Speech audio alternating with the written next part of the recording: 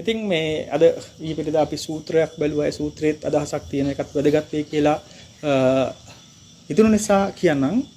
නිදි කණ්ඨක සූත්‍රය කියලා සූත්‍ර දේශනාවක්. ඒකේ පෙන්වලා දීලා තියෙනවා යම් කෙනෙක් තමන්ට තියෙන ධන වස්තුව, ධන දේපල හොරුන්ගෙන් ආරක්ෂා කරගන්න, ඒ වගේම රාජ බියෙන් ආරක්ෂා කරන. ඒ කියන්නේ ඒ කාලේ තිබිලා තියෙනවා අනවශ්‍ය විදිහට රන් රිදී තිබුණොත් රජතුමාට තමයි ඒක අයිති වෙන්නේ. රජතුමා අරන් යනවා, අරන් යන්න අයිතියකුත් තියෙනවා කියලා. ඒ වගේ හොර හතුරන්ගෙන් රාජ බිය ආදී නැති වෙන්න, ඒ වගේම මේක නැති වෙයි කියන අදහස නැති වෙන්න එයා ආරක්ෂා කරනවා කියලා කියන තමන්ට තියෙන ධන දීපල, රන් රිදී ආදී. එතකොට ඒ ආරක්ෂා කරන කෙනා එක්කෙනෙක් ඉන්නවලු. ඒ කෙනා අර ලිඳක ගැඹුරට වලක් කපලා මෙන්න මේ ටික ගබඩා කරනවා. ඇයි? රැකෙන්න. එතකොට ආය කාටවත් ගන්න විදිහකුත් නැහැ. ඒක නිසා රැකිලා තියෙයි කියන අදහසෙන් එහෙම ගබඩා කරනවා. භාගතුන් වහන්සේ පෙන්වලා දීලා තියෙනවා මහණනි, ඒ මට්ටමට මේවා රන් රිදී මුතුමැණික් ආදිය එකතු කරලා රැස් කරලා ගබඩා කරත් කවමදාකවත් සැබවින්ම ඒක ඒ කෙනාට භුක්ති විඳින්න වෙන්නේ නැහැ කියලා. හැබැයි නිදානයක් තියෙනවා කියලා නිදි කණ්ඩ කියන්නේ නිදානයක් පිළිබඳ කියන්නේ. නිදානයක් තියෙනවා කවමදාකවත් අපතේ නොයන නිදානයක් තියෙනවා. මොකද්ද ඒ නිදානය කියලා පෙන්වලා දීලා තියෙනවා? දානය, සීලය, භාවනා ආදී සිත සංසුන් කරන වැඩපිළිවෙල තුළ කුසල් හිත උපද්දව ගන්නවා නම් ඔන්න ඒක කවමදාකවත් හානි නොවන, කවමදාකවත් කාටවත් ගන්න බැරි වෙන තමන් වෙනුවෙන්ම පවතින නිදානයක් කියලා. වань කොච්චර සාධාරණද කියලා.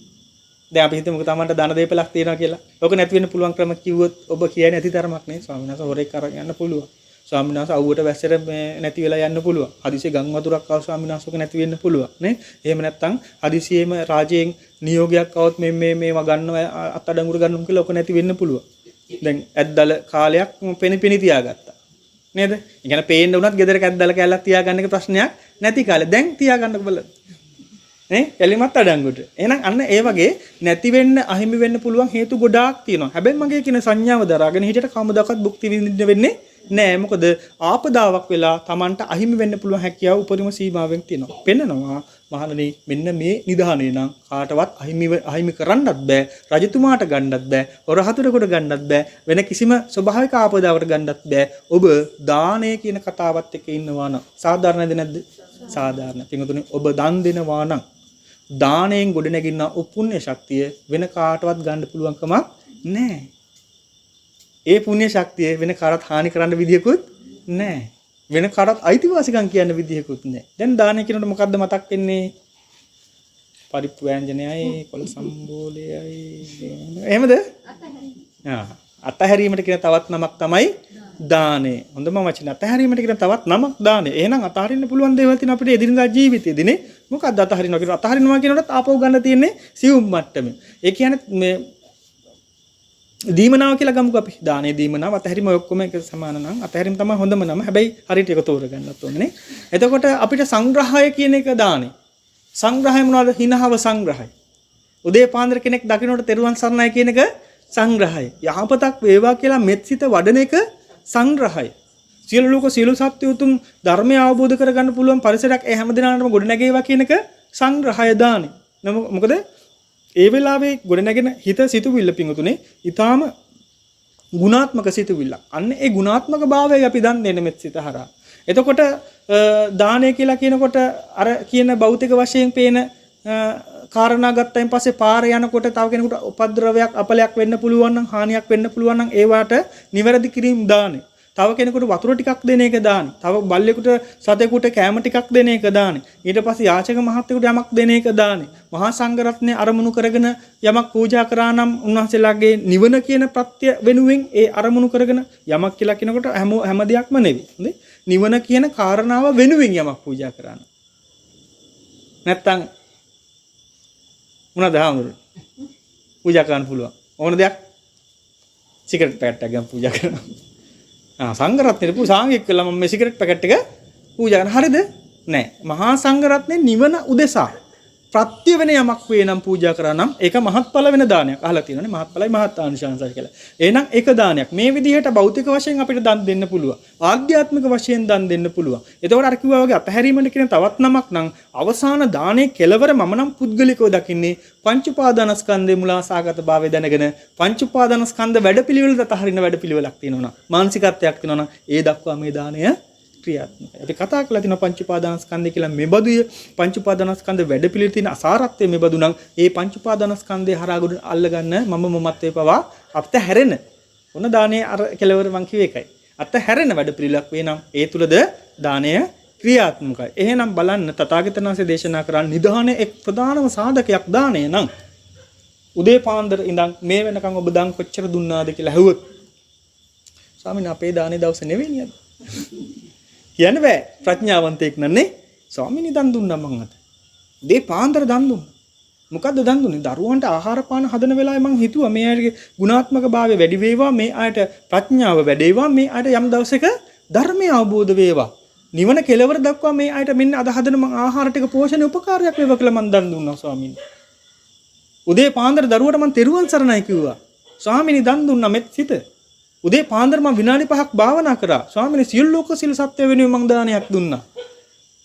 උදේ පාන්දර මං හම්බ වෙන අද දවසේ මුණ ගැහෙන යම් හෝ කෙනෙක් වේ නම් ඒ හැම කෙනාම වෙනුවෙන් මං මගේ ඇතුලෙන් නිවීම කියන කාරණාව දන් දුන්නා. නිවේවා කියලා අදහස දන් දුන්නා. ස්වාමීනි මං දන් දුන්නා. පාරේ යන වෙලාවට අහවලාට ආදී විදියට මං හිනාවෙන් සංග්‍රහ කරා. මං දන් දුන්නා. ඒ හැම දිනම පිළිබඳ දේශ හිතක් අද හදාගත්තේ නැහැ ස්වාමීනි මං දන් දුන්නා.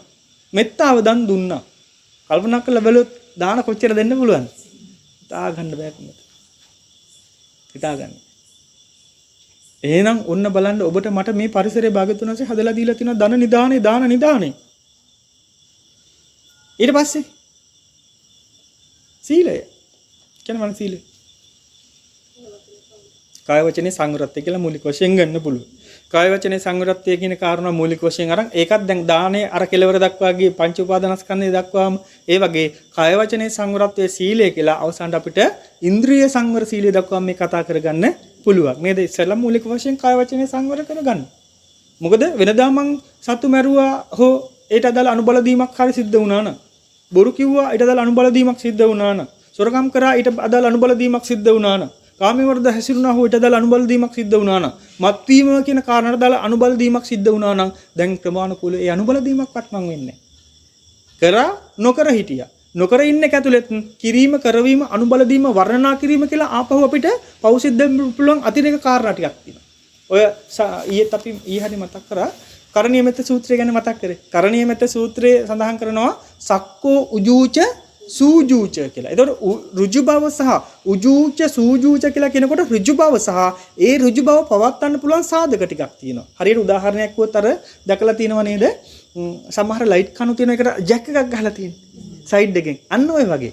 ලයිට් කණුව ඍජු බව නම් ඒ ඍජු බව පවත්වන්න තමයි ජැක් එක ගහලා තියෙන්නේ. අන්න ඒ වගේ ප්‍රාණඝාතයෙන් මං වැළකුණා.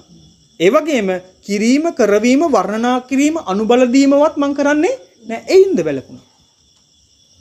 ළඟ උදාහරණයක් ආවා. එක දරුවෙක් මහත් එක්ක ඇවිල්ලා මට කියනවා ස්වාමීන් වහන්සේ මට ප්‍රශ්නයක්. මෙන්න මේක ප්‍රශ්නයක්. මස් මාළු කනවා කියන එකේ පාපයක් තියනවද නැද්ද කියලා මම දන්නේ නැහැ. මොන අපි ප්‍රශ්නේ. පාපයක් තියනවද නැද්ද කියලා මම දන්නේ මස් මාළු කන එකේ. හැබැයි ස්වාමීන් වහන්සේ ඒ මස් මාළු කනවා කියන කතාව ඇතුලේ තියෙන අදහසෙන් පව් සිද්ධ වෙන්න පුළුවන් නේද කියලා කිව්වා. මම තව ටිකක් ප්‍රශ්නේ පැහැදිලි කරනවා. දැන් සමහරු මාළු ගේනකොට දැන් විශේෂයෙන් අනුරාධපුර ප්‍රදේශයේ මාළු ගේනකොට මාළු වැල් වල ගේන වෙලාවල් තියෙනවා. ඒතර වැලෙත් අමුණන්නේ නැතුව මාළු අරන් එන වෙලාවල් තියෙනවා. එතකොට සමහර අය ගොඩක් අය කැමතිලුණෙන් අර බාගෙට වගේ මැරිච්ච අය ගන්න. ඒ කියන්නේ සම්පූර්ණ මාළුවා මැරිලා නම් අර මේ කියන්නේ නිකන් තද වෙලා නම් ඇඟ ඒකට කැමති නෑ. හැබැයි අර ඇඟ තද වෙලා නැතුව මෙලෙක් ගතියෙන් තාම ඉන්නවා කියලා කියනකොට ස්වාමීන් වහන්සේ පණ තියෙන්න පුළුවන් ඒ සතාගේ. දැන් ඒක නේ අහම ප්‍රශ්නේ මගෙන් ඈ බලන්න කොච්චර ප්‍රඥාවන්තද කියලා. දැන් සම්පූර්ණ මාළුව මැරෙලා පොඩක් මේක දෙන්නකෝ. ගිහලා ඒ වෙනස් කරගන්නවලු. ඇයි වෙනස් කරගන්නේ? ඒක රසයි, හරි ගුණයි, හරි කියලා හිතන එකක්. හැබැයි ඒක ඇතුලේ පණ තියෙන්න පුළුවන් නේද කියලා කිව්වා. මොකෝ? හොඳ ප්‍රශ්නයක් සහ හොඳ අදහසක්. තියෙන්න පුළුවන්. මොකද පණ ගියා කියන කතාව 100% අපිට කියන්න බෑ. දන්නෙත් නෑ. ඒක නිසා අපි ඒ ගන්නකොට අර විදිහට අපිට කැමැත්තක් තියෙනවා නම් ඒ විදිහම නම් බලන්නේ සමහරට අපි නොදැන හෝ දැනගෙන මේ ප්‍රාණීභාවයක් තමයි අපි ගන්නේ අපේ සුඛ විහරණ උදෙසා නම් ඒ හිතන පැටර්න් එක අනුවත් පින පව වෙනස් වෙන්න පුළුවන්. අදහසක් ආවද?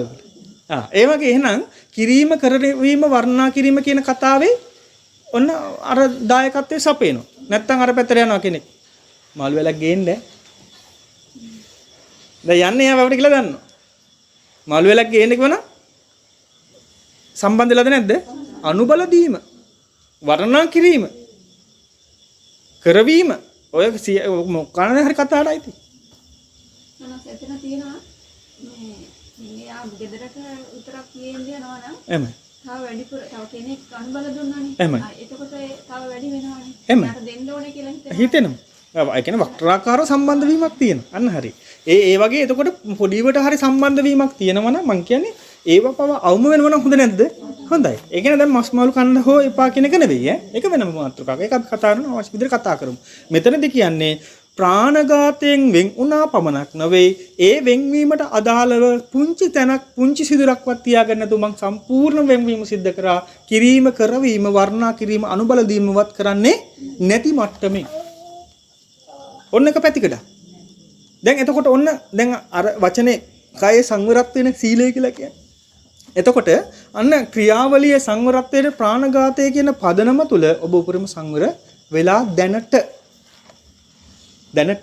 හරිද ඊට පස්සේ හොරකම් කිරීම කරවීම අන්න ඒකත් ඒ වගේ කාමයේ වර්ධ හැසිරීමට අදාළ වර්ණනා කිරීම අනුබල දීම ඔකත් ඔය වගේ මෙන්න මේ වගේ පංච ශික්ෂාම සුරක්ෂා වෙනවා නම් යම් තාක් දුරට ස්ටේබල් කියන්නේ යම් තාක් දුරට ස්ථාවරයක් හදාගෙන ඉන්නවා ක්‍රියාවේ සංවරත්වයේ වෙනුවෙන් හැබැයි 100ක් තාම ඉවර වෙලා නෑ මතක තියාගන්න ඔය පංච ශික්ෂාවට අමතරව අපෙන් වෙන්න පුළුවන් තවත් වැරදි බොහෝමයක් තියෙන කිනා තමයි සමහර අවස්ථාවල අට සිල් දස සිල් ආදී ශික්ෂා පදත් දීලා තියෙන්නේ ඊට අමතරව ත්‍රිවිධ සුචරිතය කියන තැන අපි අල්ලගත්තා නම් ඔන්න ඔක හරි වචන ත්‍රිවිධ සුචරිතය නේද එතකොට ඔන්න ත්‍රිවිධ සුචරිතය කියන එක හරියට අල්ලගත්තොත් අපිට කය වචනේ සිතේ සංවරත්වයම තමයි ත්‍රිවිධ සුචරිතය කියලා කියන්නේ හැබැයි මෙතන පංච ශික්ෂාව මන් රකින්නවා කියන තැන විතරක් සීමා වෙන්නේ නැතුව සමස්ත ක්‍රියාවලියේ වරදක් වෙන්න පුළුවන් නම් තව කෙනෙකුට අවඩක් අසාධාරණයක් වෙන්න පුළුවන් නම් හිඟ හිංසාවක් වෙන්න පුළුවන් නම් පුංචි හෝ ආකාරයෙන් බාධාවක් වෙන්න පුළුවන් නම්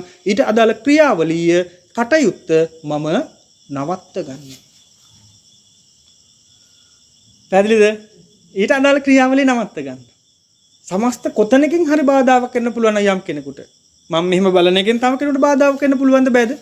පුළුවන්. හැබැයි එතන බැලූ බැල්මට ප්‍රාණඝාතය වෙලා නැහැ වගේනේ.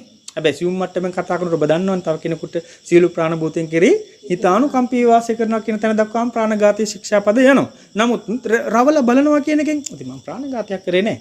පන්සිල් පද පහම කැඩුවේ නැහැ. හැබැයි රැවුවා විතරයි. හැබැයි කය වචනේ සිත සංවරයි ත්‍රිවිධ සුචරිතයේ වෙනුවෙන් මම උත්සාහවන්ත වෙනවා කියන තැනින් කල්පනා කරොත් ඒ රැවීම ගෙරවීමවත් සිද්ධ වෙන්නේ නැත. ඔන්න බලන්න. එහෙනම් සීලය මේ මට්ටමින් රකින්න පුළුවන් නම් තාමත් මම සම්මාදිට්ඨිය දාලා සීලය කියන්න. සම්මාදිට්ඨිය කියලා කියනකොට සත්තු නොමරා ඉන්නවා කියන කතාවටත් එහා ගියපු මානසිකත්වයක් තියෙනවා. මේ මම මුලාසහගත මාව පවත්තන්න මුලාසහගත පංච උපාදානස්කන්ධය වෙනුවෙන් හිඟියක් හිංසාවක් වීම තව කෙනෙක් වෙනුවෙන් නුසුදුසුයි කියන නුවණ. පැහැදිලිද? එතනත් රැකෙන්නේ අර ශික්ෂාවම තමයි. හැබැයි අවබෝධාත්මකව රැකීම. හැබැයි අවබෝධය කියන කතාවත් එක්ක රැකෙන එක කෙසේ වෙතත් අපිට අපේ පැත්තෙන් සුරක්ෂා කරන්න පුළුවන් නම් මොකද භාගතුන් වහන්සේ පෙන්වලා දීලා තිනවා සිල් රකින්න කෙනෙකුට කවමදාකවත් වරදක් වෙන්නේ නැහැ. දන් දෙනෙකුට වරදක් වෙන්නේ නැහැ. භාවනාවක යෙදෙන කියන්නේ මේ සාසනික භාවනාවක යෙදෙන කෙනෙකුට තව වරදක් වෙන්න තියෙන හැකියාව ඊටාම අඩුයි. ඒක නිසා එහෙනම් අපිට අන්න පුණ්‍ය නිධානයේ ආශ්‍රයයක් මම මතක් කරන්නේ දානය කියන කතාව ඊළඟ සීලය කියන කතාව. එහෙනම් අපි දක්ෂ වෙන්නට ඕනේ සීලයට උපරිම සාධාරණයක් කරගෙන ඒ නිදානේ රැක ගන්නට. ඒ නිදානේ රැකගත්තොත් ඒ නිදාන වෙන කාටවත් ගන්න බෑ. හැබැයි ඒක රැක ගන්නවද රැක ගන්න නැද්ද කියන තීන්දුව තියෙන කාදේ තියෙන්නේ. තමන්ගේ ඇත්තේ. මැණික් ගලක් තියාගෙන විසි කරනවද නැද්ද කියන එක තීරණය කරන්න තියෙන තමයි. නේද? විසි කරනවා කියන එක ඉතා ඉක්මනින් වෙන්න පුළුවන් පිටුතුනේ. හැම වෙලාවෙම දක්ෂ වෙන්න මේ මැණික් ගල රැක ගන්න. ඇයි විසි කරනවා කියන එක ඉතා ඉක්මනින් වෙන්න පුළුවන් කියලා කියන්නේ එක මොහොතක ගොඩ නැගෙන කෝපය, ද්වේෂය මැණික් ගල විසි කරා සමානද නැද්ද? සමානයි. ඒක නිසා ඔබ රකින්න. ඔබ රකින්න. ඒක රකින්න. හැම වෙලාවෙම මම කිව්වේ අර සතුට හිත මැණිකක් විදිහට රකින්න කියලා මතකද දැන් පහුගිය දවසලත් මතක් කරා. ඔබේ ප්‍රසාද හිත, සතුටු හිත රැක ගන්න මැණිකක් රකින්නවා වාගේ. ඔක ඩැමේජ් කරගන්න එපා. මොනම කාරණාවක් නිසාවත්. එයි ඔක ඩැමේජ් වුණොත් ඒ ඩැමේජ් එක දිගින් දිගටම යන්න පුළුවන්. ඇහෙන එක වචනයයි. රයා නේද? බලා ගන්නකෝ කියලා කියපු වචනේ විතර ඇහුනේ. දැන් තමන්ගේ සතුට හිත නැති වුණා. සතුට හිත නැති විලා උතරින් නතර වෙනවද? නෑ. ඊට පස්සේ ගෙදර ගිහිල්ලා කල්පනා කරනවා මට කිව්වනේ අතරදී මට අහුණානේ. ඔය කියපු එක මොකට කිව්වද දන්නේ? ඇයි කිව්වද දන්නේ? අර හින්දා හේතුව හින්දා තමයි කියන්නේ. හෙට මං අල්ල ගන්නකො මෙච්චර උදව් කළා. මෙච්චර එකට hina වෙලා ඉඳලා අනිත් පැත්ත හැරෙන රවනවා. මිනිස්සුවම දැන් යනවද නැද්ද දිගින් දිගටම? අන්න බලන්න පොඩි ඩැමේජ් එක දිගටම යන්නේ ලස්සන. හැබැයි ඒක දෙන්න අතහැරලා දැම්මම. කරයි. මොකද අදාළ නෑ. මේ මැණිකක් රකින්න වගේ මේ සතර හිතට කාටවත් ඩැමේජ් කරන්න බෑ. තමන්ගේ පැත්තේ තියෙන. එහෙනම් ඔන්න බලන්න නිදානයක් මේ පෙන්නලා දීලා තියෙන්නේ. දානය ඊළඟ සීලය ඊළඟ කියනවා සිතේ සංවරත්වයේ මුල් කරගත්තා ඌ ඒ භාවනාමය එහෙම නැත්නම් කුසලයට අදාළ භාවනා කටයුතු. කුසල් හිත වැඩෙන්නට ආදාළ භාවනා කාරණා ආදී සිද්ධ කරගන්නවා. දැන් භාවනා කියලා කියනකොට ඔබ දන්නවා දැන් මේ යම් තාක් අපි මේවා කතා කරලා තියෙනවා. සමත විදර්ශනා විදිහට භාවනා වර්ග කරලා තියෙනවා. එතකොට ඒ සමතේ විදර්ශනාවට කොහොමද අපි ප්‍රයෝගික කරගන්නේ කියලා කතා කරලා තියෙනවා නේ. සමත භාවනාවක් උදාහරණයක් ගත්තොත් සාමාන්‍ය හුස්ම රැල්ල පවා ගන්න පුළුවන්. ඒක විදර්ශනාව දක්වා යනවා. නේ මූලික වශයෙන් සමතයක් වගේ තමයි දැනෙන්නේ. හැබැයි විදර්ශනාවක් දක්වාම යනවා. මෛත්‍රී භාවනාව සමතයක් වගේ තමයි දැනෙන්නේ. විදර්ශනාවක් දක්වාම යනවා. අසුබය ගත්තට පස්සේ මූලික වශයෙන් සමතයක් වගේ තමයි දැනෙන්නේ. හැබැයි විදර්ශනාව දක්වාම යනවා. ප්‍රඥාව තියෙනවා කරන්නේ. ප්‍රඥාව නැත්තම් සමත විදර්ශනානේ මලක්වත් පූජා කරගන්න බෑ හරියට.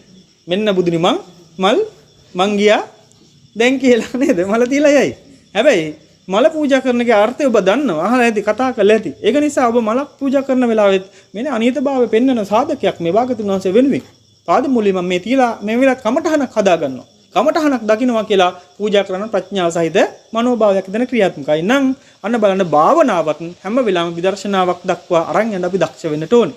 අන්න ඒ භාවනාව දවසකට එක මොහොතක් හරි කරන්න ඕනේ. මෛත්‍රී භාවනාව විශේෂයෙන් මතක් කළම අපි කියලා තියෙනවා අනිවාර්යෙන් මෛත්‍රී භාවනාව හැමෝම කරනවද නැද්ද කියලා දැන් මම අහන්නේ බය වෙන්න එපා. මොකද ඒක තමන්ගේ මානසිකත්වය දන්නවනේ. හැබැයි මතක තියාගන්න. උදේට තේක බොනවා. සීනි නැත්තම් හකුරු කෑල්ලකුත් එක්ක හරි ඔය තේක බොනවා. පිටි නැත්තම් කහට කෝප්පයක් හරි බොනවා. බිව්ව නැත්තම් ඒක හොඳට දැනෙනවා. දැනෙනවා කොච්චරක් දැනෙනවද කියනවනම් දවසෙ මුණක් දැනෙනවා. දෙත් එකක් බිව්වේ නේ. ඒකනේ මේ කම්මැලිකම වගේ එකක් ආවේ උදේ පාන්දින අද දවසෙම. එහෙම ඒ දක්වා දැනෙන්න පුළුවන්. ඇයි? ඒ තරම් ප්‍රධානතම සාධකයක් වෙලා තේකක් බොන ප්‍රශ්නයක් නැහැ. මං කියන්නේ තේකක් බොන්න කලින් ප්‍රධාන සාධකයක් තියෙනවද නැද්ද? තියෙනවා. ඒක කරගන්න. අවදිලා විනාඩි 5ක් ඔබ වෙන් කරන්න මේකට. විනාඩි 5ක්. ඒ විනාඩි 5 හින්දා දරුවගේ ඉස්කෝලේ යන එක පරක් වෙයි කියලා හිතනවා නම් වැරද්දක් තියෙනවා. ඒ විනාඩි 5 හින්දා මට වැඩට යන්න තියෙන එක පරක් වෙනවා කියනවා වැරද්දක් තියෙනවා. ඇයි? එක්කෝ අවදි වෙන්න තිබුණු කම්මැලිකම මුලින්. එහෙම නැත්නම් මේ කලබනාකරණයේ අදක්ෂකම නේද? ওই දෙකෙන් එකක් නේ. එක්කෝ අවදි නැති වුණා වූ කම්මැලිකමක් උදේ තව විනාඩි 5ක් ඉස්සරහින් අවදි වුණා නේ ඉවරයි වැඩි. එහෙම නැත්නම් මේ ටික කලබනාකරණය කරගන්න පුළුවන් හැකියාවක් තාම නැතිකම. ඒක නිසා පුතේ අද ප්‍රශ්න. ඉඳලා. ඒක නිසා අපි දක්ෂ වෙමු හැමදෙනාම. මෙන්න මේවා හරියට නිසි විදිහට කරගෙන යන්න පිටුතර මේවා කියන්නේ ආයි පැහැදිලි කරන්නේ ආයි මතක් කරන්නේ මේ බේසික් කාරණා මූලික කාරණා ටික ස්ථාවර කරගන්න ඕනේ. ඒක හාමුදුරන් වහන්සේ දේශකයන්න් වහන්සේ මට මෛත්‍රී භාවනා කරන්න කියලා කිව්වා. දවසක් කරා දෙකක් කරා තුන්වෙනි දවසේ ඈනුමක් දෙකක් කියා ඉවරයි. හතරවෙනි දවසේ මතක් වෙනකොට ඈනුම් යන්න ගන්නවා නම් ප්‍රශ්නයක් තියෙනවා නෑ. මම මේක දිවිහිමියෙන් කරන්නේ. නේ මේක කරන්න ඕන පිටින් මිස් වෙන්න පුළුවන් අතපසු වෙන්න පුළුවන් හදිසි දවසකට දෙකකට. හැබැයි ඒක දිගින් දිගට මිස් එකක් කරගන්න එපා. මොකද තේක බොන්න අපි මිස් කරගන්නේ නැහැ හැමදාම. එක දවසක් සීනි නැතුව හරි තේක බොන්න බැරි වුණා කියන දෙවෙනි දවසේ ටක් දාලා සීනි ටික අරන් එනවා පින්වතුනි අපි. අපි දක්ෂයි ඒකට. නම් ඇයි දෙවෙනි දවසේ භාවනාව අද මිස් වුණා නම් ඊළඟ දවසේ මම මේක කරන්න ඕන කියන අදහස එන්නේ නැත්තම් ප්‍රශ්නයක් තියෙනවද නැද්ද? ප්‍රශ්නේ තියෙන්නේ ස්වාමීන් වහන්සේ සම්බන්ධව නෙවෙයි. ප්‍රශ්නේ තියෙන්නේ ශාසනෙත් එක්ක. ප්‍රශ්නේ තියෙන්නේ ධර්මයත් එක්ක. ධර්මයට දෙවෙනි තැන දුන්නා. භාගතුන් වහන්සේට දෙවෙනි තැන දුන්නා. මොකද භාගතුන් වහන්සේ පෙන්ලා දීලා තියෙනවා මෛත්‍රී භාවනේ ආනිසංස. භාවනාවේ ආනිසංස. 11ක් තියෙනවා ප්‍රධානතම සාධක.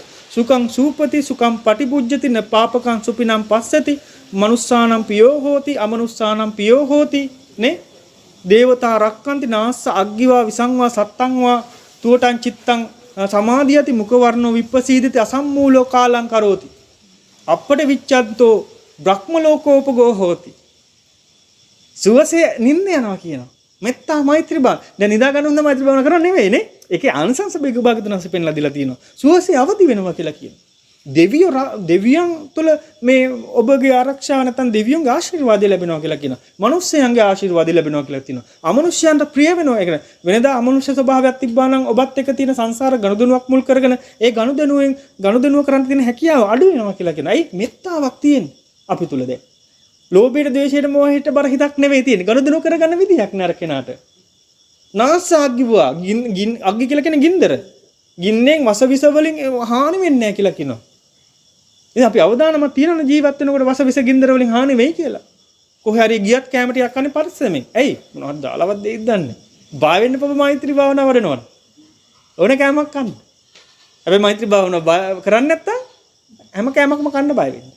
මුද්දවට තියෙන කැම එකත් විස වෙන්න පුළුවන් කර්ම ශක්තිය තරම් ප්‍රබලයි නම් අහලා තිනවනේ නේ අර නායක කනවා කියලා අදාළ දවසට නායක කාලා මැරෙනවා කියලා කියපු කෙනා අවසාන ගල්ලෙනකට ගිහිලා සීල් කරගත්තා කියන එදා දවසට දාලා නේ ගල්ලෙන වහගත්තා කියලා කියන එදා දවසට දාලා දැන් කාපංකෝ නායක එන්න විදිහක් නැහැ හැමතැනම සීල් කරලා නායකට එන්න විදිහක් නැහැ දැන් දවස ගත වෙනවා ගත වීගෙන යනකොට දැන් ඉතින් නායක කන්න විදිහක් නැහැ නේ හරි සතුටුයි මිනිස්සයාට ඊට පස්සේ ඕන් දැන් මම බොරුවට මේක එක එක බය වුණේ නයි කනවා අර එහෙම කියලා නායකගේ රූපයක් නිකන් බිත්තිය ඇඳලා උඹද මට කනවා වෙගිලාම ගැහුවා බිත්තියට ගහනකොට ඒකේ තිබුණු ගලක් ඇවිල්ලා ඒ ගල ඒ කියන්නේ අරම ගහනකොට බිත්තිය නිකන් අර මොකක් හරි කීරක් වගේ එකක් ඇවිල්ලා වැදුනා ඒක නයි විස වුණා කියලා කියනවා කර්ම ශක්තිය ප්‍රබල නම් හොඳ කැම එකක් විස වෙන්න පුළුවන් හැබැයි ඔබ මෛත්‍රිය නම් වඩන්නේ මෙත්තාව නම් පූර්ණ කරගෙන ජීවිතේ ඉන්නේ පින්වතුනි එහෙම විස වෙන්න හේතු හදන්නේ නැහැ භාගතුන් වහන්සේගේ අනුශාසනය මේවා අපි කියන දේවල් නෙවෙයි. තථාගතයන් වහන්සේ දේශනා කළා තියෙනවා නම්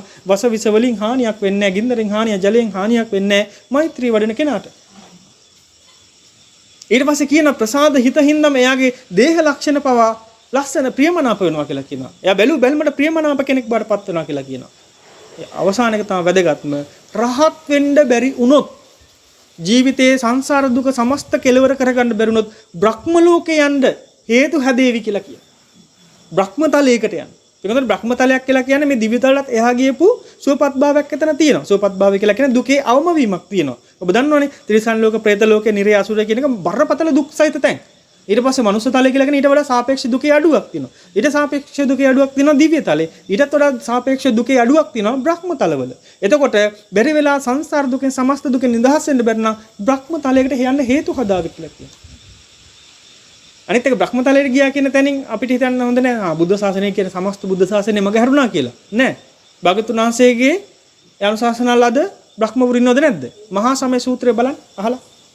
මහා සමය සූත්‍රය කියවලා බලන්න. ඒකේ තියෙන බ්‍රහ්මතල වලින් ආපු බ්‍රහ්ම තථාගතයන් වහන්සේගෙන් ධර්මය අහුවා කියලා. ඒ වගේම සුද්ධාවාසය කියලා කියන ධර්මය අවබෝධ වෙච්ච බ්‍රහ්මතලයක්. අනාගාමී උත්තමයන් වහන්සේලා වැඩ ඉන්න තැන. ඒතර බ්‍රහ්මතලයට හේතු හදනවා කියලා කියනකොට අපි දකින්න මේ පැත්තේ. එක්කෝ අනාගාමී වෙන්න හේතු හදාවි. එහෙම නැත්නම් අර වගේ නැවත ධර්මයක් අහන්න පුළුවන් මානසික මට්ටමක් කායික අපස්ථාවේ අවම වෙච්ච තැනකට යන්න හේතු හදාගන්න. මෛත්‍රී භාවනාවේ ආනිසංස. දැන් මෛත්‍රී භාවනාව මොන පන්තියට ගිහිලාද ඉගෙන ගන්න ඕනේ? මෛත්‍රී භාවනාව ඉගෙන ගන්න කීයක් වේදම් කරන්න ඕනද? කොයි කෝස් එකද මෛත්‍රී භාවනාවට කරන්න ඕනේ? ඒ වෙනුවෙන් කොච්චර වැය කිරීමක් කරන්න ඕනද කියලා ඔබම හිතලා බලන්න. මේ නිකන් කිනුතුන් නිකම් බ්‍රහ්ම ලෝක යන ටිකට් එකක් දෙන්නේ. ඊට වඩා මම මේ බ්‍රහ්ම ලෝකේ හයිලයිට් කරනවා නෙවෙයි නිවන පූර්ණ කරගන්න නිවන් දකින්නේ රහත් වෙන එක තමයි ප්‍රමුඛතම කාරණා අපි හැමදෙනාගේ. බ්‍රහ්ම ලෝකෙට යන ටිකට් එකක් දෙනවා මෛත්‍රී භාවනාව කරොත්. ආයෙසරයක් මම මේ කියන්නේ. කොළඹ යන ටිකට් එකක් දෙනවා කිව්වොත් වවුචරයක් දෙනවා. කොළඹ ගිහිල්ලා එන්න. අක්කේ මම බඩු ගන්න ඕනේ නැහැ නිකන් ගිහිල්ලා හරියමු කොළඹනේ. නිකන් නේ දෙන්නේ ටිකට් එක. ඈ මං කියන කොළඹ යන්න නෙවෙයි මේ ටිකට් එක. රට යන්න නෙවෙයි මේ ටිකට් එක. බ්‍රහ්මතලේ යන්න. කොච්චර වාසියක්ද වාසනාවද කියලා හිතලා බලන්න. ඇයි අපිට මේක වඩන්න නැත්te වඩන්න අපහසු නම් වඩන්න අපහසු වඩන එක අවම වෙලා තියෙන්නේ. අන්න එහෙනම් අපිට මේ සම්බන්ධ පූර්ණ විශ්වාසයක් නෑ. පූර්ණ විශ්වාසයක් නෑ කියලා කියන තථාගතයන් වහන්සේගේ දේශනා පිළිබඳ විශ්වාසය අධිකමක් තියෙනවා. ඒක නිසා මම විශ්වාස කරනවා ඔබ මේක කරනවා ඇති කියලා. ඒ කරන එකට තව තල්ලුවක් මම මේ දෙන්නේ. මිස් වෙයි දවසක් දෙකක් මගේ හැරෙයි. හැබැයි ඒක අර තේක බොනවා වගේ වතුර තිබහ හැදෙනවා වගේ කරන්න පිඟුතුනි වරදින්නේ නෑ. මේ කියන දේවල් කරොත් අපිට වරදින්නේ නෑ. මොකද භාග්‍යතුන් වහන්සේ මේ දේවල් දේශනා කළේම 100%ක්ම දැනගෙනද නැද්ද? දැනගෙනමයි. දැනගෙනමයි. ඒක නිසා අපි ආරම්භ කරමු මෛත්‍රී භාවනාව. ආරම්භ කරමු මේ මූලික භාවනාව බුදුගුණ භාවනාව. සෝ භගවයිති පියරහං සම්මා සම්බුද්ධු. ඒ භාග්‍යතුන් වහන්සේ ගුණය කියනවා නේ? ඒ ගුණේ අපි මම හිතන ගුණේ කතා කරාද? නව ගුණ. ඕන අපි කතා කරමු වෙලාවක ආශ්චර්යයක්.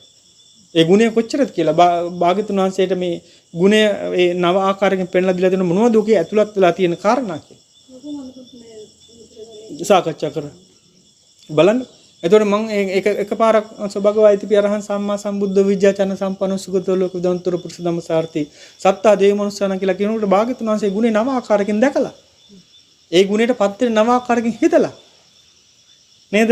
එහෙනම් බුදුගුණ භාවනාව හොඳයිද නැද්ද? බුදුගුණ භාවනාව සමතේට හොඳයි වාගෙම ඒක හරහා විදර්ශනාවට උපකාරයක් වෙනවද නැද්ද? මෛත්‍රී භාවනාව හොඳයි වාගෙම ඒක හරහා විදර්ශනාවට උපකාරයක් වෙනවද නැද්ද? වෙනවා. ඒකතර මෛත්‍රී කියලා කියන සියලු ලෝක සියලු සත්ත්වයන් නිවෙනින් සැනසේවා කියලා ආරම්භය ගන්න පුළුවන්.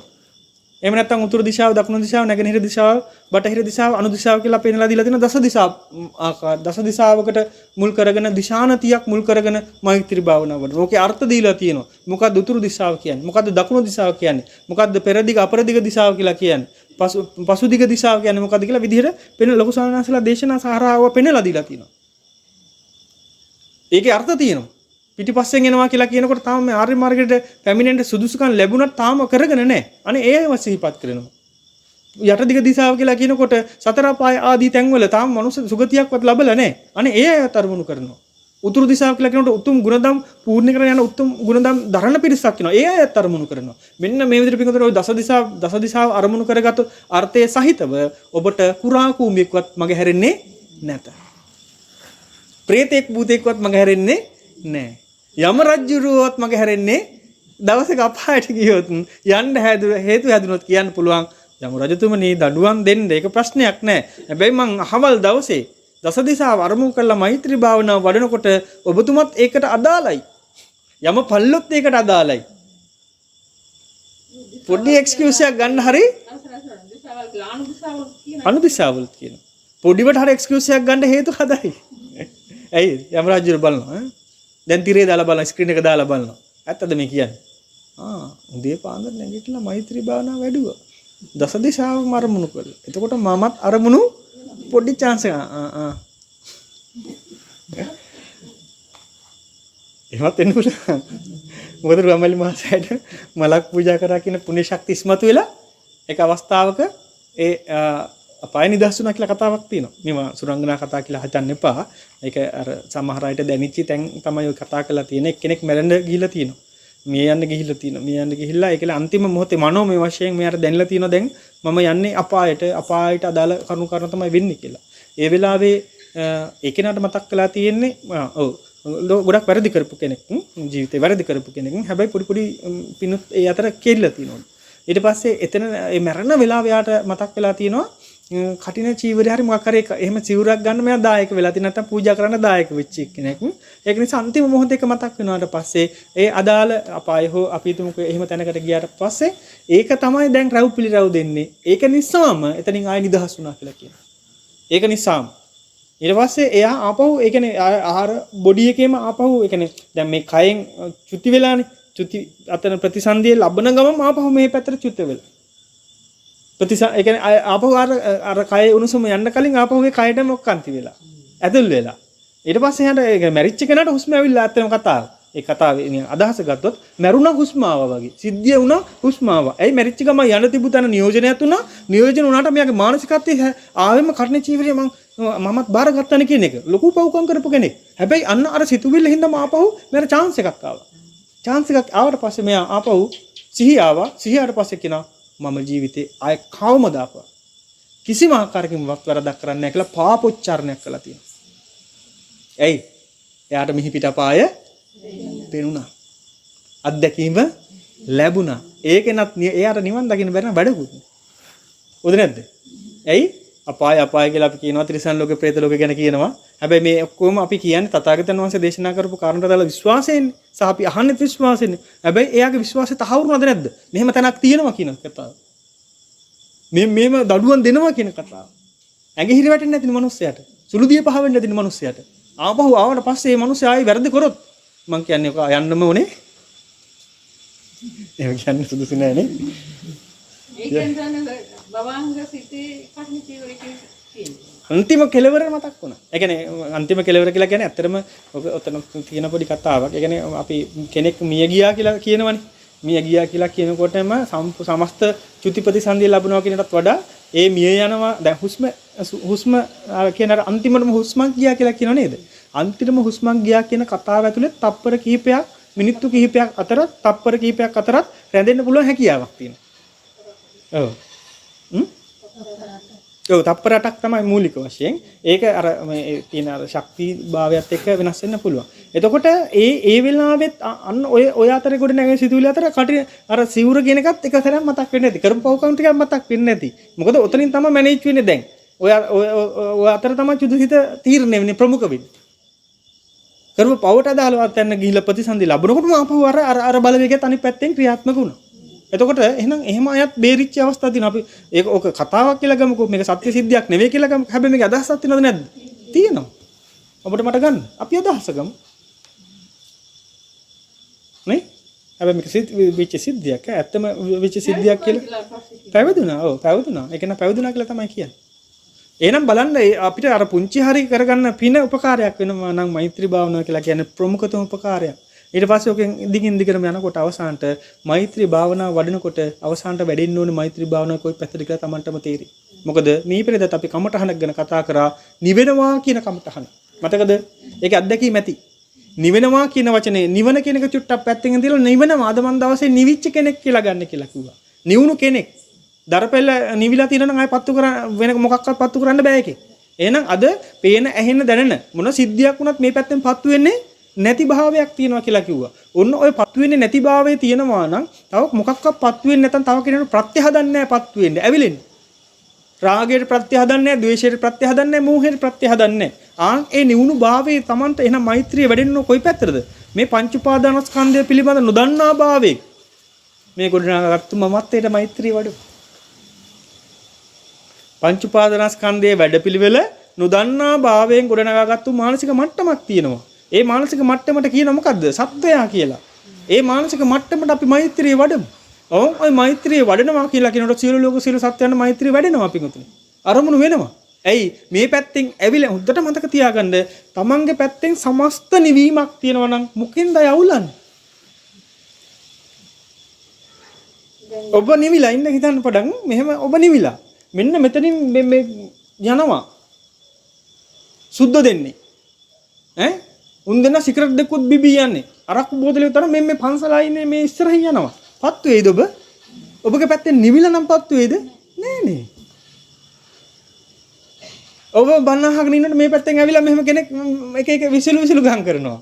නිවිලා නම් පත්තු වෙන්න අවශ්‍ය හේතු නැත්තම් පත්තු වෙන්නේ නෑනේ පින්වතුනි.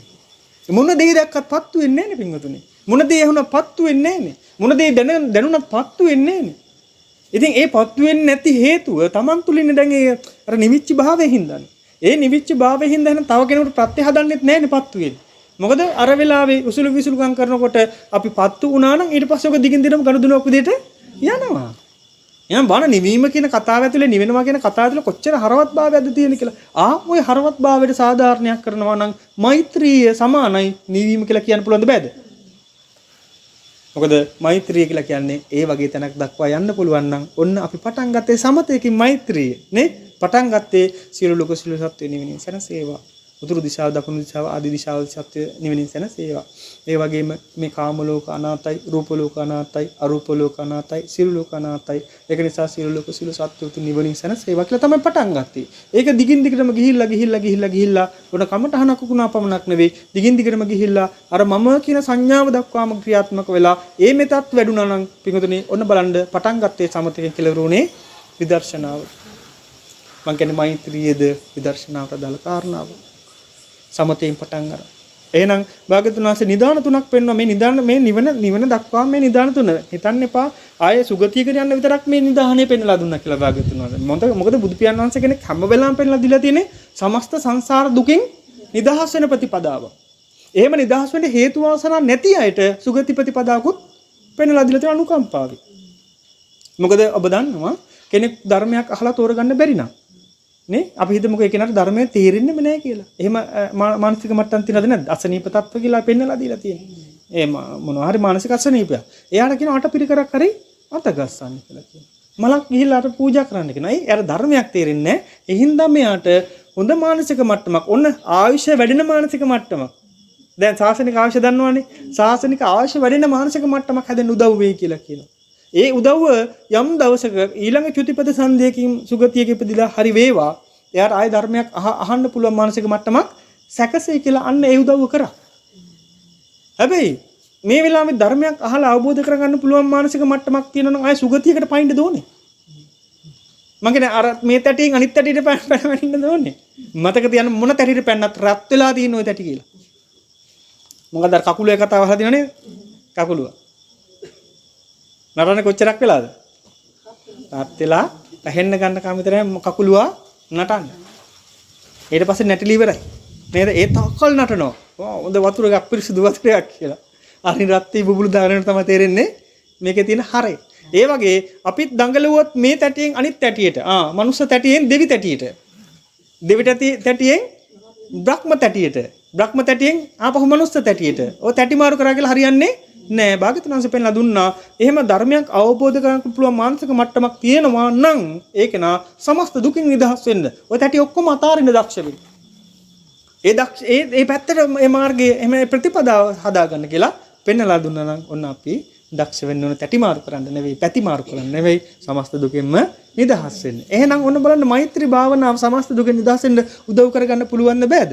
පුළුවන්. එහෙනම් අපි කෙලවරම දකිමු. කොහොමද මට මේක නිවනට උපකාරයක් වෙන්නේ මෛත්‍රී භාවනාව? නිවන සාක්ෂාත් කරගන්න උපකාරයක් වෙන්නේ කොහොමද මෛත්‍රී භාවනාව? එතකොට අන්න අර මමත්වය කියන කතාව තේරෙන්න ගනීවි. ඒ හරහා ගොඩනැගෙන මෙත්තාව තමයි අතිශයින්ම ප්‍රබල. මතක තියාගන්න මේ ලෝකේ උපරිම සීමාවේ මෛත්‍රිය තිබුණේ භාග්‍යතුන් වහන්සේට. ඊළඟ උපරිම සීමාවේ මෛත්‍රිය තිබුණා නම් තියෙන්නේ මහරහතන්, ඒ රහත් උත්තමයන් වහන්සේලාට. ඊට පස්සේ යම් උපරිම සීමාවකින් තියෙන්නේ අනාගාමී උත්තමයන් වහන්සේලාට. ඊට පස්සේ උපරිම සීමාවෙන් තියෙන්නේ සකෘදාගාමී උත්තමයන් වහන්සේලාට. ඊට පස්සේ උපරිම සීමාවෙන් තියෙන්නේ සෝවාන් උත්තමයන් වහන්සේලාට. උත්තමයන් වහන්සේලා කියලා කියනකොට සිවුරක් හින්දා නෙවෙයි වහන්සේ කිව්වේ. සෝවාන් කියලා කියනකොට භික්ෂු භික්ෂුණී උපාසක උපාසිකා කියන සිව් කුලයේම මේකට අයිති. එතකොට අන්න ඒ ගුණාත්මක භාවයට තමයි සැබවින්ම මෛත්‍රියක් වඩන්න පුළුවන් කියලා කියනවා. ඒ කියන්නේ අනිත් අයට මෛත්‍රිය වඩන්න බෑ කියන එක නෙවෙයි. ඒ අයටත් පුළුවන් තමන්ට දැනෙන මට්ටමේ මෙත්තාව ක්‍රියාත්මක වෙන්න. හැබැයි මේ ලෝකයේ තියෙන මුලාව දැකපු කෙනාට තමයි තවත් මේ මුලාවෙන් නිදහස් වේවා, තව කෙනෙක් මේට යහපත උදා වේවා, තව කෙනෙකුටත් මේ ශාන්තියම ලැබේවා කියන එක හදපතලෙන් කියලා කියනට අදහස විතරක් ගන්න ඉතින්. නේ? කරන්න පුළුවන්. ඇයි? දුක පිරිසිඳ දැක්කනම් එයා දුක සම්බන්ධව අදහසක් තියෙන හින්දා අනිත් අයට කියන්නේ ගැලවෙමු මේකෙන්. දහස් වෙමු මේකෙන්. පැනගමු මේකෙන්. මදයි මේ දුක් විඳා කියන කතාව විතරයි ඊටාම මෛත්‍රී සාගතව කරන්නේ. නේ? ඒක නිසා අපි එතකොට දැන් අපි මේ මෛත්‍රිය වෙන කෙනකින් ගන්න දෝනේ මේ මෛත්‍රිය තමන් තුළින් ක්‍රියාත්මක කරන්න දක්ෂ වෙන්න. තමා තුළින්. නම් මොකද කරන්න වෙන්නේ? සම්මා දිට්ඨියටපත් වෙමු. පත් වෙලා තව කෙනෙක් ගොඩ දාමු. තව කෙනෙකුට උදව් කරමු. මොකද ඒක තමයි සැබෑ උදව්ව. සම්මා දිට්ඨියටපත් නොවි 100%ක් අපිට කෙනෙකුට උදව් කරන්න බෑ. ඇයි? 100%ක් බෑ. කියන්න බෑ. ඇයි 100%ක්ම බෑ?